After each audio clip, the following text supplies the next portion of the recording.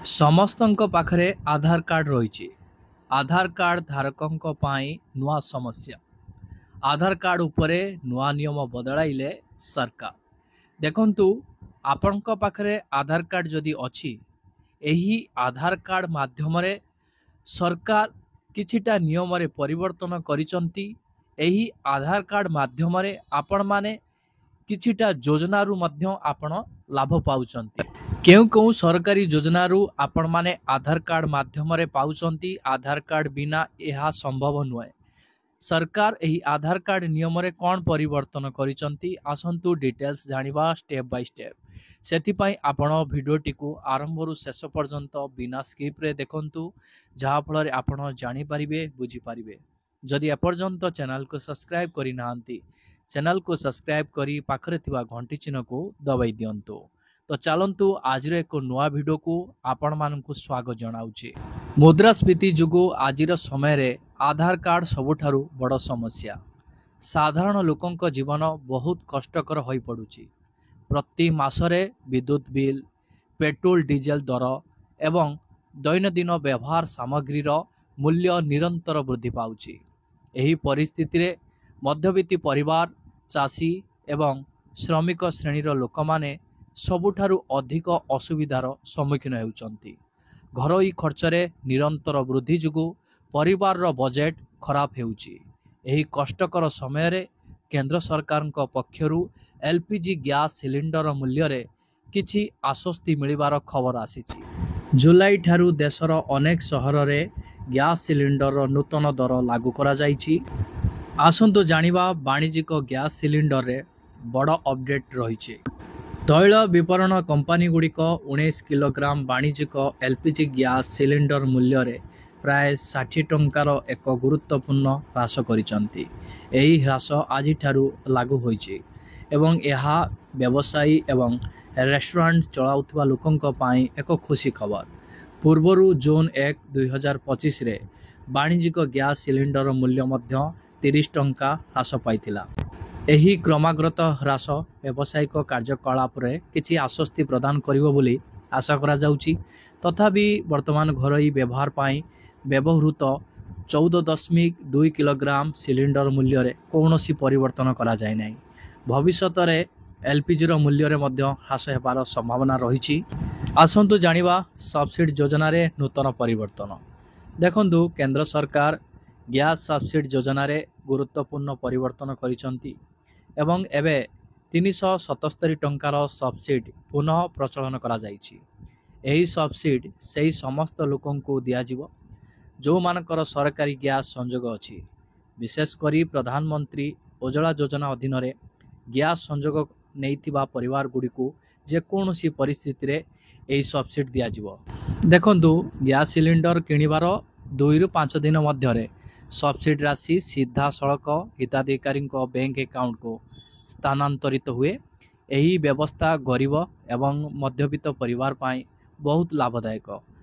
ଦେଖନ୍ତୁ, ସବସିଡି ଯୋଗୁଁ ଘରୋଇ ଗ୍ୟାସ୍ ସିଲିଣ୍ଡରର ପ୍ରକୃତ ମୂଲ୍ୟ ବହୁତ ହ୍ରାସ ପାଏ। ଆସନ୍ତୁ ଜାଣିବା ପ୍ରମୁଖ ସହରଗୁଡ଼ିକରେ ଘରୋଇ ଗ୍ୟାସ୍ର ମୂଲ୍ୟ କେତେ କ'ଣ ରହିଛି। ଦେଖନ୍ତୁ, ଦେଶର ବିଭିନ୍ନ ମହାନଗରରେ ଘରୋଇ ଏଲ୍‌ପିଜି ସିଲିଣ୍ଡର ମୂଲ୍ୟ ଭିନ୍ନ ଭିନ୍ନ ହୋଇଥାଏ, ଯାହା ସ୍ଥାନୀୟ ଟିକସ ଏବଂ ପରିବହନ ଖର୍ଚ୍ଚ ଉପରେ ନିର୍ଭର କରେ। ଜାତୀୟ ରାଜଧାନୀ ଦିଲ୍ଲୀରେ 14.2 କିଲୋଗ୍ରାମ ଘରୋଇ ଗ୍ୟାସ୍ ସିଲିଣ୍ଡର 837 ଟଙ୍କାରେ ଉପଲବ୍ଧ। ପଶ୍ଚିମବଙ୍ଗରେ ରାଜଧାନୀ କୋଲକାତାରେ ଏହି ମୂଲ୍ୟ 870 ଟଙ୍କା, ଯାହା ଦିଲ୍ଲୀଠାରୁ ସାମାନ୍ୟ କମ୍। ଆର୍ଥିକ ରାଜଧାନୀ ମୁମ୍ବାଇରେ ଘରୋଇ ଗ୍ୟାସ୍ ସିଲିଣ୍ଡର ମୂଲ୍ୟ 890 ଟଙ୍କା, ଯାହା ଅନ୍ୟ ସହର ତୁଳନାରେ ସାମାନ୍ୟ ଅଧିକ। ବିହାର ରାଜଧାନୀ ପାଟନାରେ ଗ୍ୟାସ୍ ସିଲିଣ୍ଡର 970 ଟଙ୍କା, ସବୁଠାରୁ ମହଙ୍ଗା ମୂଲ୍ୟରେ ଉପଲବ୍ଧ। ଉତ୍ତରପ୍ରଦେଶର ଲକ୍ଷ୍ନୌ ଏବଂ ଆଗ୍ରାରେ 890 ଟଙ୍କାରେ ସାମାନ୍ୟ ମୂଲ୍ୟ ରହିଛି। ତା ସହିତ ଓଡ଼ିଶା ରାଜଧାନୀ ଭୁବନେଶ୍ୱରରେ 950 ଟଙ୍କା ଗ୍ୟାସ୍ ସିଲିଣ୍ଡର ମୂଲ୍ୟ ରହିଛି। ବିହାରରେ 970 ଟଙ୍କା ଥିବାବେଳେ ଓଡ଼ିଶାରେ 950 ଟଙ୍କା ଗ୍ୟାସ୍ ସିଲିଣ୍ଡରର ମୂଲ୍ୟ ରହିଛି। ଆସନ୍ତୁ ଜାଣିବା ତୈଳ କମ୍ପାନୀଗୁଡ଼ିକର ମୂଲ୍ୟ ନୀତି କ'ଣ ସବୁ ରହିଛି।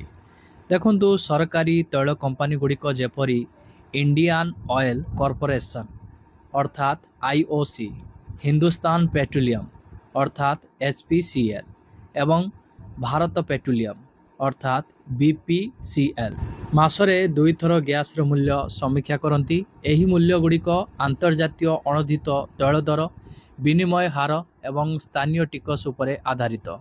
जेतेबेले आंतर्जातीय बजार रे अणुधित तैल दर ह्रास पाए सेतेबेले गैस मूल्य मध्य ह्रास पाए। वर्तमान अणुधित तैल मूल्य रे स्थिरता जुगु गैस मूल्य मध्य नियंत्रण करा जायछि। कंपनी गुड़िक ग्राहक मानकु सर्वाधिक आश्वस्ति देवाकू चेष्टा करुचंती। आसंतु जानिबा प्रधानमंत्री उज्ज्वला योजनार आवेदन। देखंतु प्रधानमंत्री उज्ज्वला योजना गरीब परिवार पाई एबे आशीर्वाद प्रमाणित होईछि। एही योजना अधीन रे सारा देशर कोटी कोटी परिवार को मागणा गैस संजोग दिया जायछि।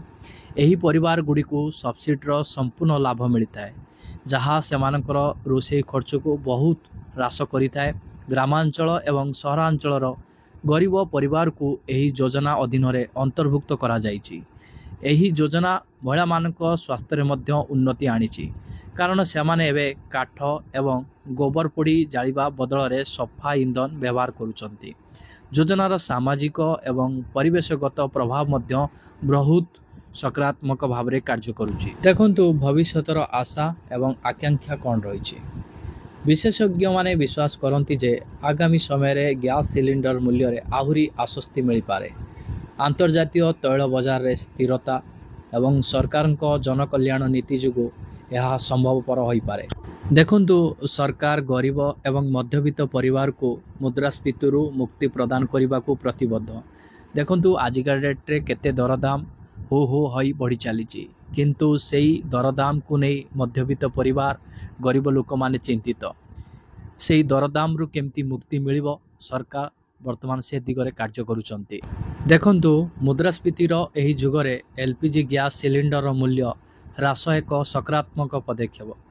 जदिओ घरोई गैस रे एपर्यंत कौनसी ह्रास करा जाय नाही, वाणिज्यिक गैस रे आश्वस्ति एक भल खबर। सब्सिडी योजनार पुनर्स्थापन करिवे सरकार गरीब परिवार गुड़िकु बहुत लाभ देव एवं आगामी समय रे अधिक आश्वस्ति आशा करा जाई पारिबो। यह थिला आधार कार्ड सहित जड़ित सरकारी योजना विषय रे किछिटा नुआ अपडेट। देखंतु सरकार आपण मानक पाई नुआ आधार कार्ड आप टी लॉन्च करिसंती। एही आधार कार्ड आप माध्यम रे आपण माने आधार कार्ड अंतर्गत जे कोनसी कार्य आपण संपादन करि पारिबे। आधार कार्ड अंतर्गत सरकार तरफ जो भी योजना गुड़िक रही से योजना गुड़िक आपण मानकर आधार कार्ड लिंक रही। आपण माने एही आधार कार्ड आप माध्यम रे एही आप रु आपण माने समस्त योजना को एक्सेस करि पारिबे।